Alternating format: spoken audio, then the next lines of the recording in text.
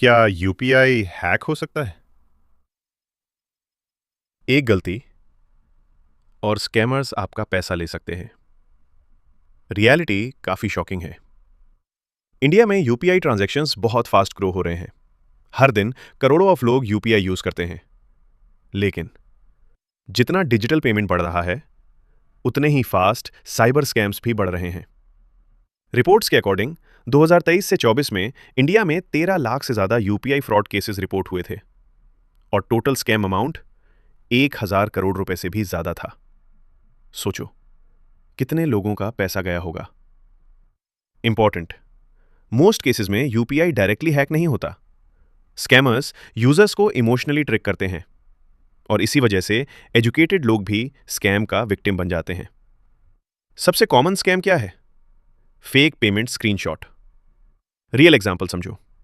मान लो आप OLX पर अपना मोबाइल फोन सेल कर रहे हो। बायर बोलता है पेमेंट कर दिया।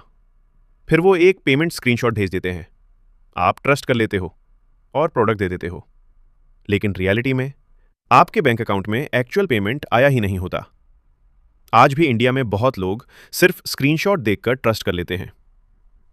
इंपॉर्टेंट, कभी भी सिर्फ स्क्रीनशॉट पर ट्रस्ट मत करो। ऑलवेज अपना एक्चुअल बैंक बैलेंस चेक करो। दूसरा dangerous scam, fake QR code. Scammer बोलता है क्यूआर स्कैन करो और पैसे रिसीव करो। लेकिन रियलिटी में क्यूआर स्कैन करते ही पेमेंट आपके अकाउंट से चला जाता है। याद रखो, क्यूआर स्कैन मोस्टली पेमेंट भेजने के लिए होता है, पैसे रिसीव करने के लिए नहीं। और एक बहुत dangerous trick, screen sharing apps. कई स्कैमर्स एनीडेस्क या स्क्रीन शेयरिंग ऐप इंस्टॉल करवा देते हैं। फिर वो रिमोटली आपका मोबाइल स्क्रीन देख सकते हैं। अगर उस वक्त बैंकिंग ऐप ओपन हो तो सिचुएशन डेंजरस हो सकती है। कभी भी अननोन पर्सन को स्क्रीन शेयरिंग एक्सेस मत दो। और एक common scam, fake reward links. WhatsApp या एसएमएस पर मैसेज आता है, रिवॉर्ड जीतो, कैशबैक क्लेम करो या पेमेंट रिसीव करो। जैसे ही आप लिंक ओपन करते हो, फेक वेबसाइट आपकी बैंकिंग डिटेल्स लेने की कोशिश करती है। इंपॉर्टेंट, यूपीआई पिन कभी भी पेमेंट रिसीव करने के लिए नहीं लगता। पिन सिर्फ पैसे भेजने के लिए होता है। अगर कोई आपसे ओटीपी, पिन या बैंकिंग डिटेल्स मांग रहा है तो ऑलमोस्ट कंफर्म स्कैम है। और एक real issue, weak phone passwords. India में फोन थेफ्ट के बाद भी यूपीआई फ्रॉड केसेस रिपोर्ट हुए हैं, क्योंकि लोग सिंपल पासवर्ड्स यूज करते हैं, जैसे 1234 0000 या डेट ऑफ बर्थ।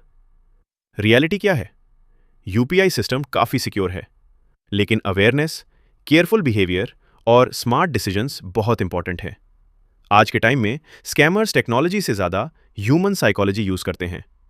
इसलिए next time unknown QR code, fake call, reward link या स्क्रीनशॉट पर इंस्टेंटली ट्रस्ट मत करना। 1 मिनट वेरीफाई करना आपका हजारों रुपए बचा सकता है। तो बताओ, क्या आपके साथ कभी यूपीआई स्कैम ट्राई हुआ है? कमेंट में जरूर बताओ। और वीडियो यूजफुल लगा हो तो शेयर भी करो।